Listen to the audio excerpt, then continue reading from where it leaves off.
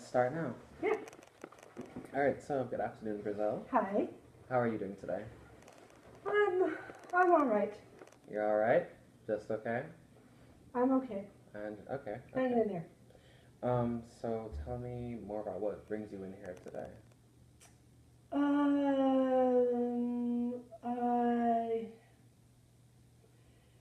been feeling quite crap. My husband and I are in the middle of divorcing, and yeah, just feel really like shit. Like crap, like shit. Like crap, like shit. Okay. You got it. In a nutshell, that's it. That's Okay. it. Yeah. So Yeah. like crap. Listless and hanging on by a thread. Okay. Okay.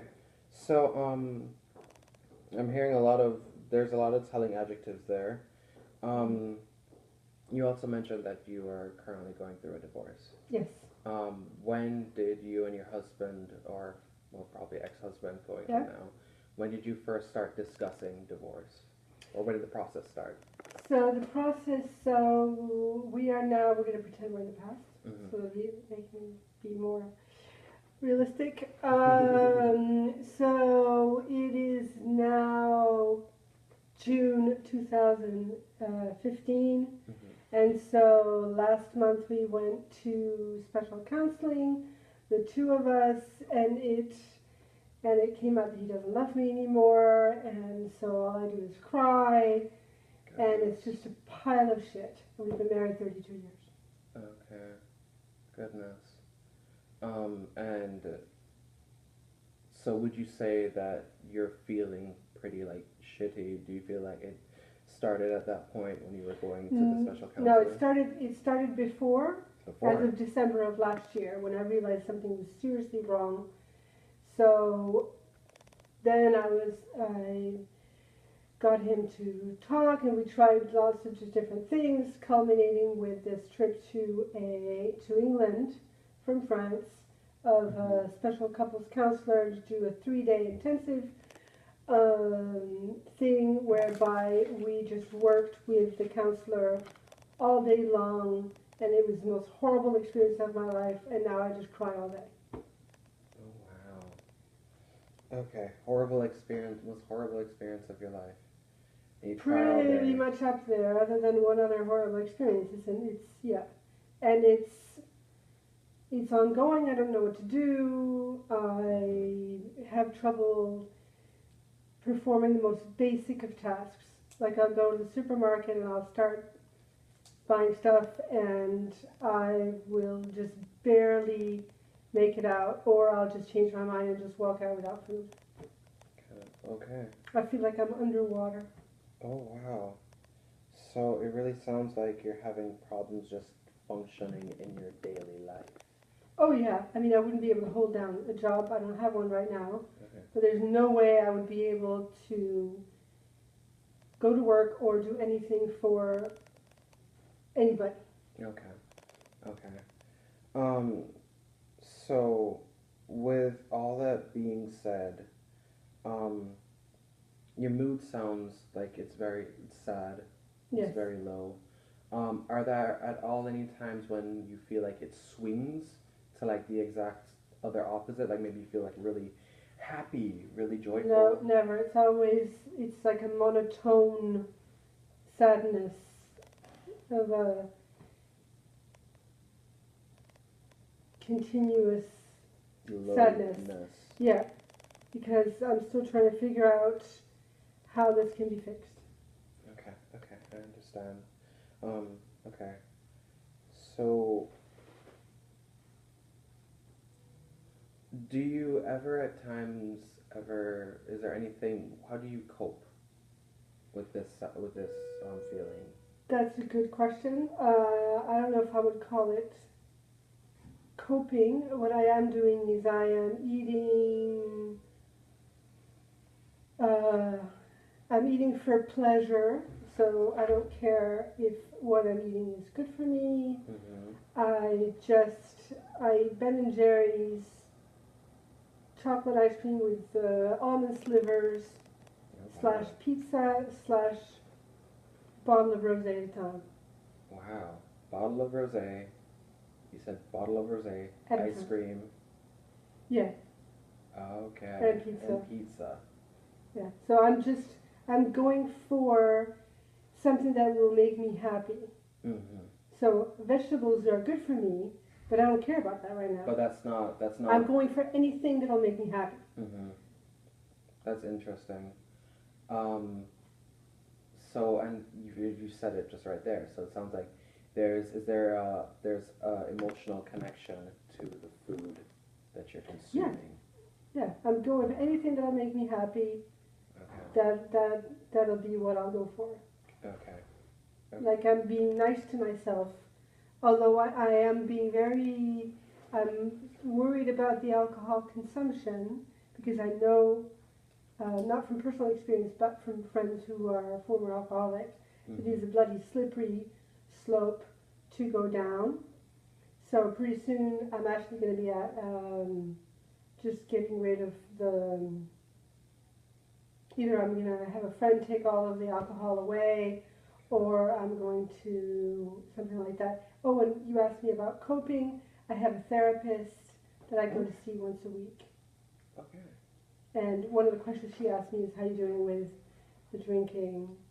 So I am vigilant and yet partaking in it pretty much whenever I want, which will be in the evenings, but, you know, those I can go down pretty fast. So, and I'm hearing that you are aware of your drinking habits. Yes. What have you ever gotten in any sort of trouble, or have there been any serious repercussions that you've experienced because of your drinking? Never. Never. Not once, no. Okay. Okay. And let's rewind a little bit back to the Sure. eating habits. Yes. So let's say you have your pizza, your Ben and Jerry's, what have you. Mm-hmm. After you eat, Yeah. what is the feeling you experience? Oh, I mean, it's short-lived. Mm-hmm. It's just that I'm eating something and I'm thinking, haha, this is happy food. But I mean, it's not going to last. I mean, once the last piece of pizza is gone, Mm-hmm. I mean, it's not that I'm euphoric and that's going to last or anything. Okay. It's just my choice of food is an emotional choice, and then I'll eat. I won't overeat. Mm-hmm. I won't, like, eat a whole bunch of food or throw it up or anything like that. And it's not a crazy behavior. Okay. It's just that it's like one of those lab rats. You wonder how many months people can go. That lab rat can go on pizza, Ben and Jerry's, Oh, and okay. rosé. I mean, it's just the pattern of. I mean, as I see it, with my training, I look at my behaviors from the outside, and I can see, wow, not good food choices. Who gives a fuck? And I continue. Okay, so what it sounds like to me, and correct me if I'm wrong, Yes. is that you do eat this food.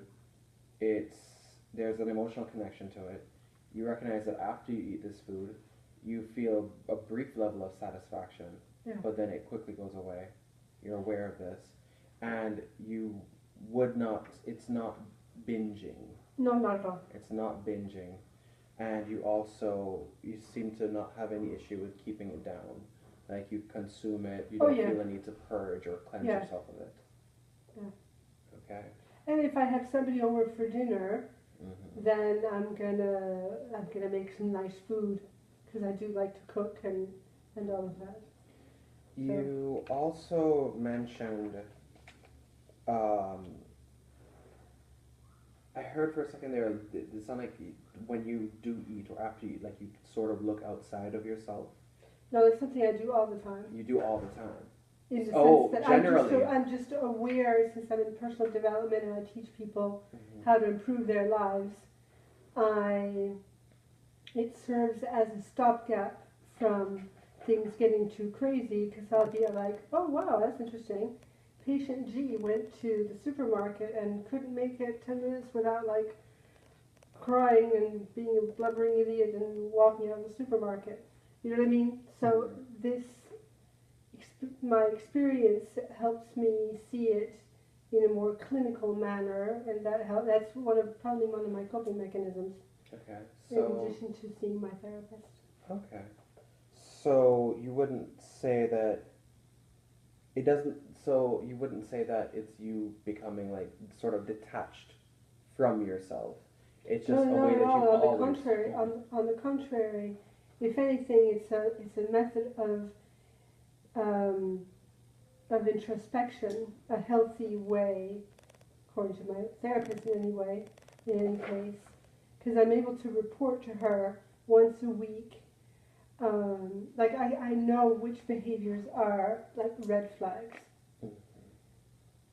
Yeah, makes So therefore I'll say, yeah, so got drunk three nights in a row, listened to Sting until 2 in the morning, wrote a shitty email to my husband. All these are 4 red flags I would like to report to you. That's how I deal. That's how I speak to my therapist. Okay, and you're keeping track of this. Yeah. Okay. Um. Hmm.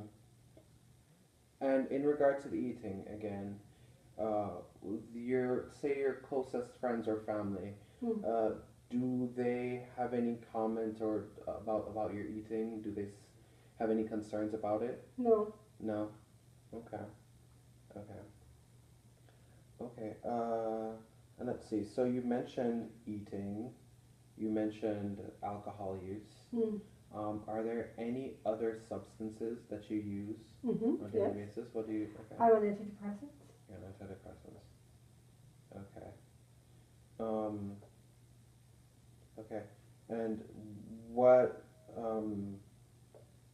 How frequently do you take these antidepressants? So I'm on Prozac, and I started 3.5 months ago. Okay. Once a day, 20 milligrams in the morning. Three. You said. I'm sorry. Repeat how many? Three or 4 months ago, 3 or 4 I months ago. started. Yeah, Okay. yeah. Because without them, I mean, I was really not functional. Okay. And when it comes to your mood, before you had, before you started these medications, Yeah, you felt like you were in the was consistent even in low worse. mood. You were worse. I was worse than I am right now. Yeah. Okay. And right now, when you use Hmm. these drugs, how do you feel? Do you feel like you can maintain your life, or Well, I wouldn't go off them anytime soon, okay? and I'm glad I went on them. So I mean, it's the doctor prescribed. Okay. So yeah. Okay. Okay.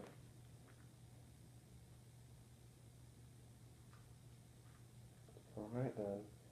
Um. So, what about, let's say you are in public, say in a Hmm. social setting.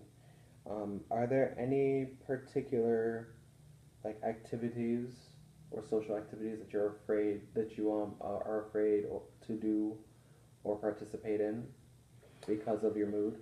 Uh, I wouldn't say afraid to, but I mean, I certainly don't want to go somewhere and watch a romantic movie. Okay. I certainly don't want to be in the presence of people that are like kissy-wissy and lovey-dovey. That would like totally piss me off. Okay. Yeah, and I've been to a couple times, there were parties or something like that, and I just left early because I just couldn't handle just being around people and just the whole exertion of social convention. Okay. It's like, listen, I'm in a pissy mood, not in the mood to pretend. I give it the old college try, I'm leaving. Mhm. So it sounds like it's. I mean, part of it you did specify, romantic, sweet. Yeah, When people are in the mood with each other, it's yeah, not for you. exactly. And then also when it comes to not even necessarily when people are being romantic and flirtatious with each other, but in a larger, more impersonal party group. Right, because the thing is that I know the dangers of isolation. So Mm-hmm. see, I do know what behaviors aren't good for me. So I am countering them with doing my best to not partake in these behaviors. But I'm also not going to force myself through a situation that I'll think, okay, Grizel, you gave it a shot, you got dressed,